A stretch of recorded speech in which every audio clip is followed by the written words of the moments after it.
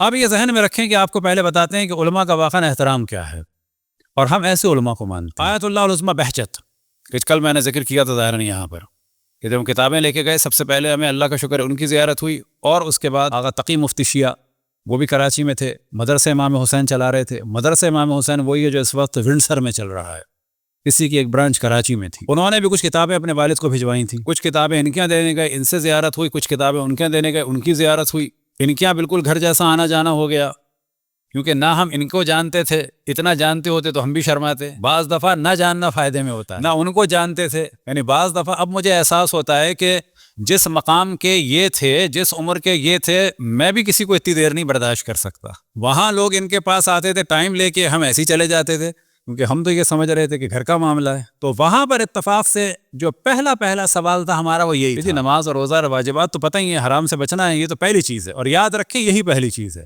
اور ہمیشہ اس کے بارے میں توجہ دلاتا ہوں کہ ایک لطیفہ ہے کہ ایک آدمی نے کہا کسی کنسٹرکشن کمپنی والے سے یا سول انجینئر سے کہ میں چاہتا ہوں کہ میرا یہ 400 گز کا گھر ہے، تو یہ ڈبل اسٹوری بنانا ہے، تو بتا دیں کتنے کا بنے گا۔ تو اس نے کہا کہ یہ جو 400 گز کا گھر ہے، جس کے اتنے کمرے جو آپ کی ڈیمانڈ ہے، اس کے حساب سے مثال کے طور پر یہاں کا اگر حساب لگا لیں تو مثلاً اس نے کہا کہ جو پہلا فلور ہے، کہ جس کو برٹیچر کے حساب سے گراؤنڈ اور امریکن کے حساب سے فرسٹ کہا جائے گا، یہ بنے گا فرض کریں 3 لاکھ کا، اور جو دوسرا ہے وہ بنے گا، تو ہم اس سے کہیں کہ ایسا کرو یہ نیچے والا تو چھوڑ دو، فی الحال اوپر والا بنا دو، کیونکہ نیچے جو ہے وہ پلنتھ کا پلر کا اتنا خرچہ آ رہا ہے، اوپر کا بنا دو۔ تو یاد رکھیں اوپر کا جب بنے گا جب نیچے کا ہوگا۔ مستحبات کے نتیجے جب نکلتے ہیں جب واجبات ہوتے ہیں، تو واجبات پر عمل، حرام سے بچنا، یہ تو انڈرسٹوڈ ہے، اس کے بعد کی بات ہو رہی ہے۔ لہٰذا میں نے خود سوال کیا آیت اللہ العظمیٰ مفتی شیعہ سے، آیت اللہ العظمیٰ بہجت سے، کہ کیا کیا جائے۔ آپ کو تعجب ہوگا، ان تمام حضرات نے زیارت جامعہ و زیارت عاشورہ، زیارت جامع، زیارت عاشورہ۔ اب آپ کے سامنے ہم بیان کرتے ہیں کہ آیت اللہ العظمیٰ بہجت، یعنی یقین جانے کچھ عرصے پہلے تک کل میں بتا چکا کہ یہ جو بعض کرامتیں ظاہر کرتے ہیں، یہ اس لیے ظاہر کرتے ہیں کہ سامنے والا اپنی اوقات دفعہ یہ بتانے کے لیے کہ تم اپنے آپ کو اتنا بڑا سمجھنے لگے ہو، ٹھہر کے ذرا دیکھو کیا ہوتا ہے۔ بعض دفعہ یہ بتانے کے لیے کہ تمہارے دل میں شک آ گیا ہے ائمہ کے بارے میں، تو چلو میرے تو کرامت دیکھو پہلے۔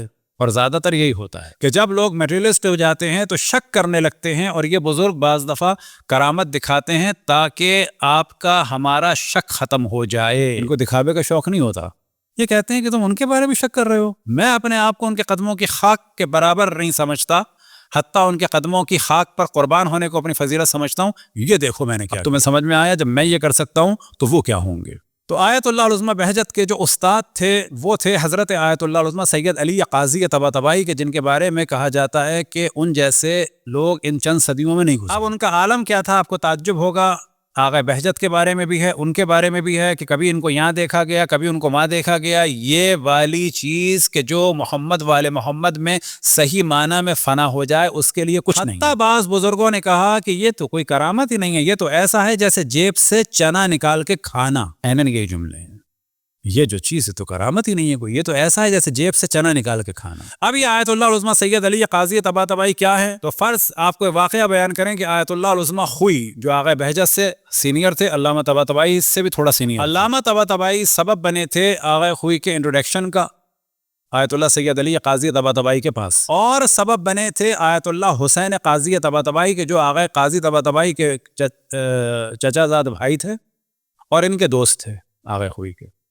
یہ والا واقعہ حسین قاضی طباطبائی نے بیان کیا ہے کہ جو قم میں تھے، اور اسی واقعے کو قم کے مختلف علماء نے بیان کیا ہے۔ خود آیت اللہ حسین قاضی طباطبائی سے انہوں نے خود آغا خوئی سے سنا ہے۔ واقعہ یہ ہے کہ ایک دن آغا سید علی قاضی طباطبائی نے فرمایا کہ میرے گھر آنا۔ آغا خوئی ان کے پاس گئے، ان کے شاگرد تھے، اور آغا خوئی نے کو کچھ انہوں نے اعمال بتائے تھے کہ یہ اعمال انجام دو۔ اس کے بعد فرمایا گھر آنا۔ جب یہ گھر آئے تو آغا خوئی سے انہوں نے فرمایا کمرے میں بیٹھو، میں آتا ہوں۔ جب وہ کمرے میں آئے تو انہوں نے اس طرح سے اشارہ بھی نہیں، ایسے کہا کہ دیکھو۔ تو آغا خوئی نے دیکھا کہ ان کی جوانی نظر آ رہی ہے، بڑی تیزی سے اس پہ بڑھاپا طاری ہونے لگا، ایک دم سے ان کے ارد گرد درس میں لوگ بڑھنے لگے، ایک دم سے ان کی داڑھی سفید ہونے لگی، ایک دم سے انہیں پتہ چلا کہ ان کی توضیح مسائل چھپ گئی ہے، دنیا بھر میں ان کی تقلید شروع ہو گئی ہے، ایک دم سے انہیں پتہ چلا ان کی عالمیت کا کی شہرت ہو گئی ہے۔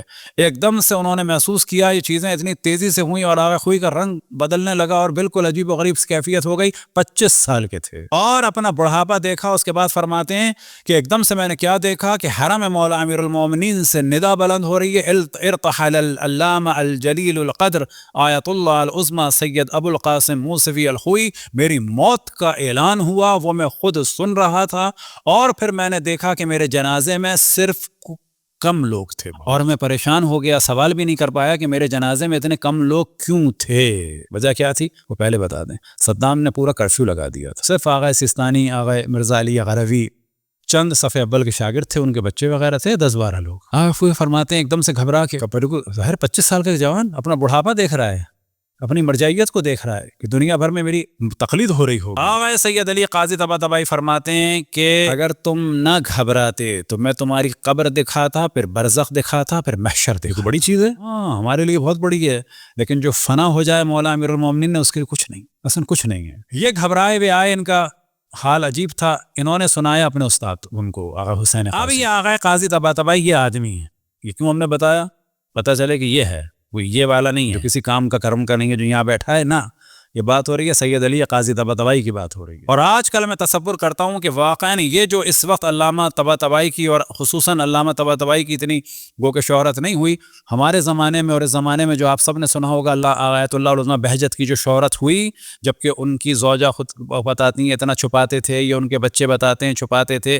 بعض دفعہ میرے ذہن میں یہ آتا تھا کہ اتنا کیوں مشہور ہو رہا ہے جبکہ وہ چھپاتے ہیں۔ آج مجھے سمجھ میں آیا کہ اگر انہوں نے اس وقت یہ اجازت نہ دی ہوتی، ایک بہت بڑی تعداد شیعت میں شک کرنے لگتی، خصوصاً جو اپنے آپ کو بڑا نظریاتی اور فلانا فلانا فلانا سمجھتے ہیں۔ ان کا جو تھوڑا سا دین باقی ہے اور ائمہ کی کرامت کے بارے میں جو ان کا یقین باقی ہے، یاد رکھیں وہ کتابوں کی وجہ سے نہیں ہے، آغا بہجت کی وجہ سے۔ وہ آغا قاضی کیا فرماتے ہیں؟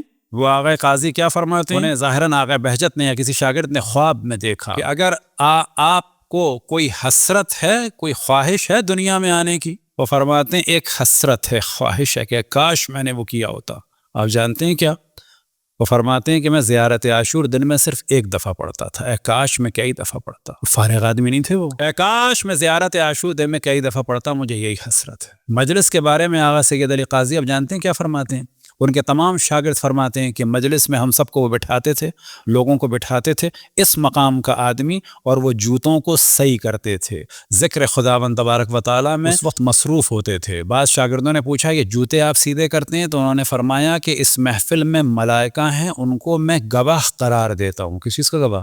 عزادارہ نے امام حسین کے جوتے کون کر رہا ہے؟ وہ قاضی طباطبائی۔ جناب قاضی طباطبائی سے بعض شاگردوں نے کہا کہ رات کو بعض دفعہ دیر تک مجالس ہوتی ہیں اور نماز شب مشکل ہو جاتی ہے۔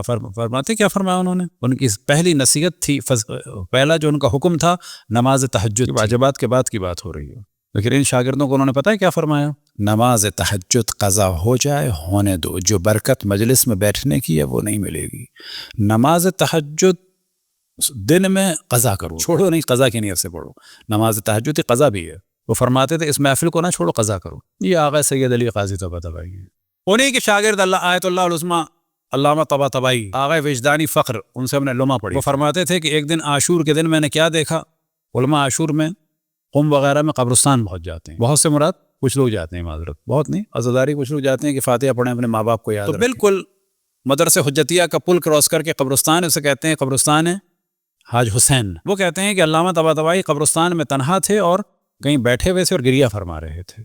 میں گیا، میں نے جا کے سلام کیا۔ اب یہ انہوں نے کیوں کیا ہوگا؟ ممکن ہے آج جو انحراف چل رہے ہیں یہ جانتے ہوں کہ یہ نسلوں میں شک ڈالا جائے گا۔ ممکن ہے آغا وجدانی کو مضبوط کرنے کے لیے کیا ہو۔ بہت نیک تھے آغا وجدانی فخر، اللہ ان کے درجات بلند فرمائے۔ وہ فرماتے ہیں کہ آغا علامہ طباطبائی بہت ہی حزن و ملال سے ایسے بیٹھے ہوئے تھے، گریہ فرما رہے تھے۔ میں گیا، میں نے سلام کیا، انہوں نے بات کی، انہوں نے فرمایا تمہیں معلوم ہے یہ کیا دن ہے؟ انہوں نے کہا کہ ہاں تو بس ہو گئی، ہاں عاشور ہے، 10 محرم ہے، یہ ڈیٹ ہے نا، معاملہ یہ نہیں تھا۔ فرماتے ہیں معلوم ہے کیا دن ہے؟ اب ظاہر انہیں ہاں کہہ کے سمجھ گئے کچھ بڑی بات ہونے والی ہے۔ فرمایا یہ وہ دن ہے کہ جب اہل بیت پر مصیبت ٹوٹی۔ اس وقت تمام عالم ہستی گریہ کر رہا ہے۔ آپ جانتے ہیں تمام عالم ہستی یعنی تمام مخلوقات خداوند تبارک و تعالیٰ گریہ کر رہے ہیں۔